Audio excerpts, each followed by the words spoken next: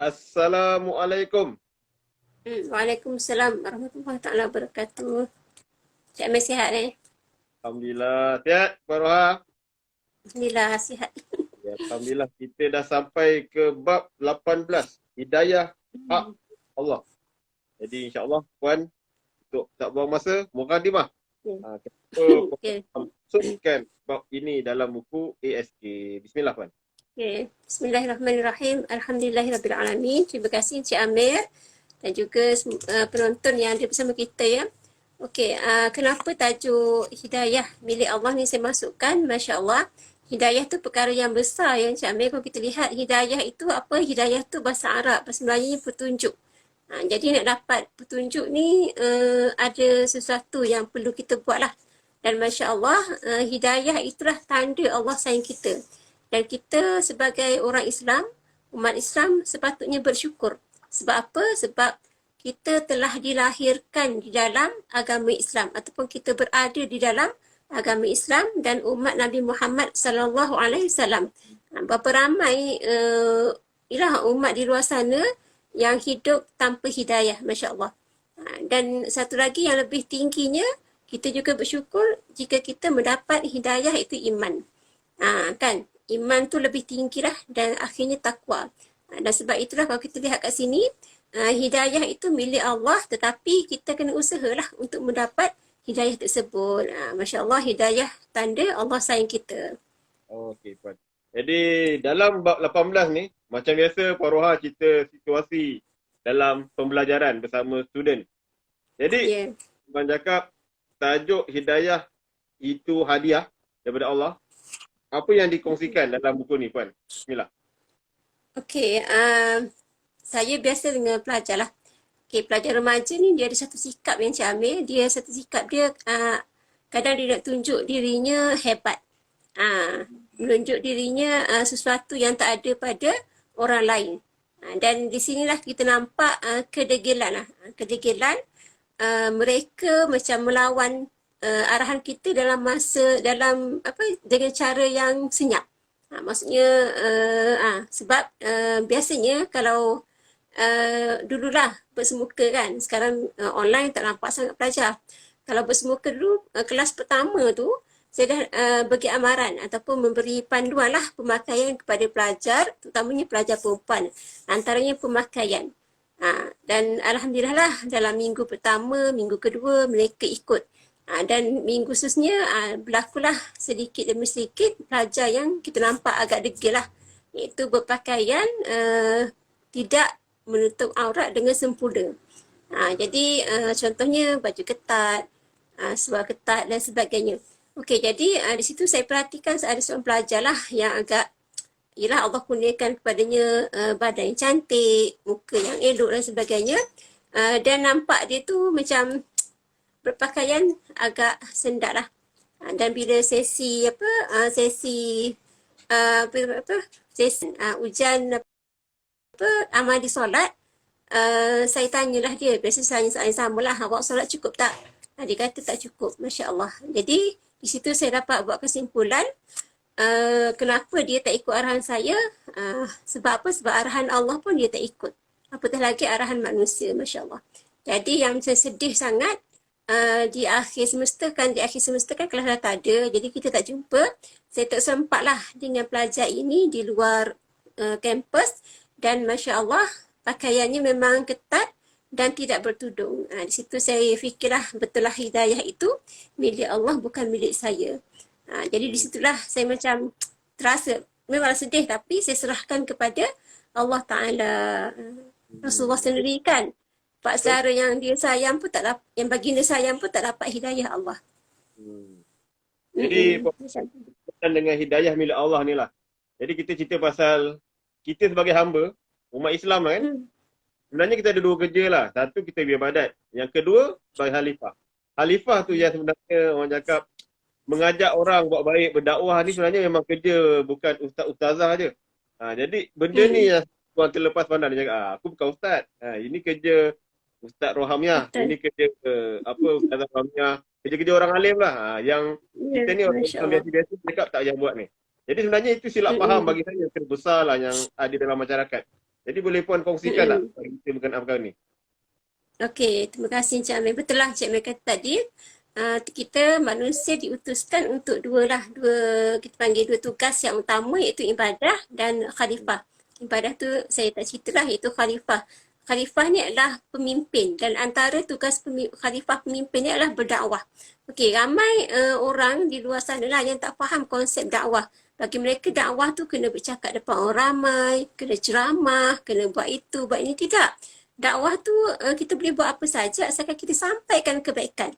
Di sini saya sukalah nak sebut sikit, dakwah ni ada banyak peringkat Encik Amir. Jadi kita lihat peringkat yang lebih utama dalam keluarga tu sendiri. Kadang-kadang kita ni berdakwah di luar tu bukan main hebat, tapi keluarga sini terabai, Masya Allah. Jadi yang utama kat sini, dakwahlah untuk keluarga kita. Contohnya sebagai ayah, Encik Amir kan sebagai ayah, dakwah kepada isteri dan anak-anak. Tapi kadang seorang suami ni dia nak dakwah orang mudah, tapi nak dakwah isteri tu kadang susah kan. Betul tak? Sebab apa isteri suka melawan. Abang ni dah kenapa dulu tak macam ni pun, abang nak meninggal ke? Abang nak mati ke? Dia jawab pula. Kan? Dan paling susah bagi saya lah nak dakwah ibu bapa. Kan sebab kita anak, macam mana nak ajak ibu bapa. Saya ada satu kes lah. Seorang pelajar saya, seorang pelajar perempuan lah, dia dah habis kelas kan, dia jumpa saya, dia mengadu, Ustazah nak tanya boleh tak? Macam apa dia? Macam mana ya ayah dengan mak saya tak solat? Saya macam sedih lah. Lepas tu macam mana saya nak tegur sebab dia mak ayah saya, nanti kan dia kata saya anak derhaka. Itu masalahnya. Jadi saya kata, okey macam mana memanglah mak ayah ni agak susah awak nak tegur. Yang pertama awak doa lah. Itulah doa kan. Doa supaya Allah beri hidayah. Yang kedua cari orang yang lebih utamalah yang mak ayah awak hormati. Contohnya pak saudara, yang mak ayah awak kenal lah, minta bantuan mereka sebab awak nak tegur mungkin tak layak atau bukan tak layak, macam tak mampu lah. Ataupun satu lagi awak tunjuk contoh yang baik kepada mak ayah. Masuk waktu je terus solat. Ataupun solat di hadapan mak ayah ataupun solat sambil buka pintu dan sebagainya. Jadi itulah kalau kita lihat dakwah ni mudah. Satu lagi Encik Amir, kita sekarang ni kan media sosial kan banyak. Jadi cubalah dakwah dalam media sosial dalam berbagai cara lah. Contohnya grafik kan. Kita lukis-lukis gambar, buat kata-kata hikmah. Ataupun ambil hadis, letak saja dekat status. Itu saja. Ataupun kita boleh apa lagi? Kita pandai melukis, kita pandai buat kata-kata hikmah ataupun pantun sebagainya, buat je lah. Itu pun dakwah. Allah tak tengok kita buat besar ke kecil, tapi kita buat ke tidak. Buat sajalah. InsyaAllah Allah pandang usaha kita. Berjaya ataupun tidak, itu hak Allah. Sebab hidayah itu milik Allah. Masya Allah. Okey Wan. Jadi Alhamdulillah, insyaAllah selepas kita dah tahu ni, kita dah buat dakwah. Tapi satu lagi perkara yang orang cakap, yang kadang kita terlupa. Yang tadilah tajuk asal kita buat dakwah. Macam Puan tadi dah tegur student. Tapi hidayah tu Allah punya. Sedangkan Nabi pun, dia punya pak saudara tak dapat. Tapi kebanyakan kita bila kita dakwah ni, mungkin sebab niat kot. Niat kita kan, kerana manusia. Bila dia tak ikut, kita kecewa. Jadi, nak terangkan orang cakap situasi ni lah yang bagi tahu kita yang hidayah ni Allah punya kerja. Jadi macam mana kita nak doa minta Allah bagi hidayah ni supaya kita ni tak macam tadi lah, tak rasa putus asa lah dalam berdakwah ni. Buat sebar kebaikan ni Puan. Bismillah. Ya, okay. Untuk macam saya lah sebagai pendidik, memanglah saya nak pelajar saya jadi jadi baik, kan, ikut perintah tapi tak berlaku. Itulah sebenarnya cabaran dalam dakwah. Kalau semua senang saja, tak ada cabaran lah Encik Amir kan. Pahala pun tak ada. Maksudnya jalan dakwah tu berliku, tidak dibentang dengan permaidani merah. Sedangkan Nabi sendiri dalam dakwah tu, bagi dia dibaling dengan batu, dipukul, dia orang nak bunuh dan sebagainya, disihir dan sebagainya lah. Apatah lagi kita yang imannya tak tahulah senipis apa kan. Jadi apa tugas kita ataupun macam mana kita ni nak kita nak dapat hidayah ataupun kita nak supaya kita ni dapat memberi sesuatu kepada masyarakat. Yang pertama solat lah. Kena solat. Jadi solat tu sebenarnya jalan untuk dapat hidayah Allah. Sama ada kita ataupun orang lain lah. Macam kita, kenapa hidup aku macam rasa resah, gelisah. Lihat pada solat kita. sempurna ke tak sempurna. Dalam solat tu sendiri ada apa beberapa ayat lah, contohnya Al-Fatihah. Al-Fatihah apa tu? Ihdinas siratal mustaqim tu. Tunjukkanlah, beri hidayah. Ihdina tu hidayah lah. Kemudian dalam solat subuh, doa kunut, Allahumma hdini. Allah berikanlah hidayah kepada aku. Kemudian dalam antara dua sujud, kan ada kan doa, kita panggil doa antara dua sujud tu kan, Allahumma hdini rabbighfirli warhamni wajibni, sampailah wahdini wa'afini kan. Beri hidayah lagi, maksudnya banyak dalam solat tu minta Allah beri hidayah, sebab solat tu sendiri maksudnya doa kan. Okey, itu yang pertama lah. Yang kedua, doa lah, macam Cik Amir kata tadi, doa, kena doa.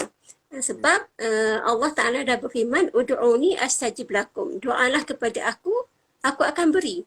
Jadi macam kita kan, mungkin anak-anak leka sekarang kan, saya sendiri pun anak-anak, ya Allah, PDPR pun saya tahu macam mana. Game tu number one. Ya Allah, saya baru tahu game tu nombor satu. Dan bila saya tengok, bukan saya sajalah mengalami keadaan ini, sebab ini zaman mereka. Zaman kita main juga kan, main congkak, main galah panjang, main juga, memang leka dengan permainan. Tapi zaman sekarang, siang malam, macam kita siang saja. Masya Allah. Jadi ibu-ibu doalah supaya kita untuk belajar. Itu saja. Okey, lagi satu lagi, kemudian doa, kemudian taat perintah Allah. Taat perintah Allah dan jauhi larangan Allah. Itu pun cara untuk kita dapat hidayah dan cara untuk orang lain dapat hidayah. Sebab kat sini ada contoh teladan lah. Maksudnya kita buat baik, orang tengok baiknya dia, jadi orang ikut. Tinggal juga maksiat. Okay? Kemudian satu lagi tuntut ilmu lah. Cari ilmu. Sebab bila ilmu tu, kan Rasulullah bersabda, 3 hari kalau kamu tidak mendengar ilmu, hati kamu, ilmu agama lah, hati kamu akan gelap. Jadi cubalah. Sekarang mudah Encik Amir, online banyak. Mana-mana pun ada kuliah ilmu. Pilih saja nak ustaz mana, nak ustazah mana. Masya Allah. Okey, ada lagi masa ke Encik Amir? Okey. Kena habis masa kita. Untuk penutup, untuk kesimpulan. Penutup lah, Masya Allah. Okey, jadi penutupnya, sebagai nasihat lah, ada dua pihak lah di sini, kita dan orang di sekeliling kita. Kita ni sebagai pemberi lah, maksudnya yang membawa orang kepada hidayah, kita cubalah. Cuba menjadi, kita panggil pembimbing ataupun pendakwah, kan. Dengan hikmah lah. Contohnya dengan kata-kata, dengan perbuatan, dengan tulisan kita. Sebab kita ni kata-kata yang baik, umpama air, Encik Amir. Air yang menitis di atas batu. Batu tu walaupun keras, akhirnya dia akan lekuk juga sebab terkena, ataupun air yang menitis. Air tu lembut kan, tapi boleh melekukkan batu tersebut. Begitulah kita dengan orang luar. Dan orang sekeliling juga hendaklah mencari hidayah Allah dan jangan berputus asa dengan rahmat Allah. Sesungguhnya rahmat Allah itu sangat luas. Masya Allah. Itulah sedikit sebagai kesimpulannya, Encik Amir. Okey. Jadi sekian untuk episod bab yang ke-18. Jadi kalau sebelum ni kita ada bab mati sebagai motivasi. Jadi untuk esok malam insya-Allah kita nak cerita pasal kematian tidak mengenal usia. Jadi ini satu lagi bab yang sangat penting. InsyaAllah kita akan bersama Faruha esok malam. Okey, Puan? Ya. Okey. Assalamualaikum warahmatullahi taala wabarakatuh. Okay, Waalaikumsalam. Terima kasih.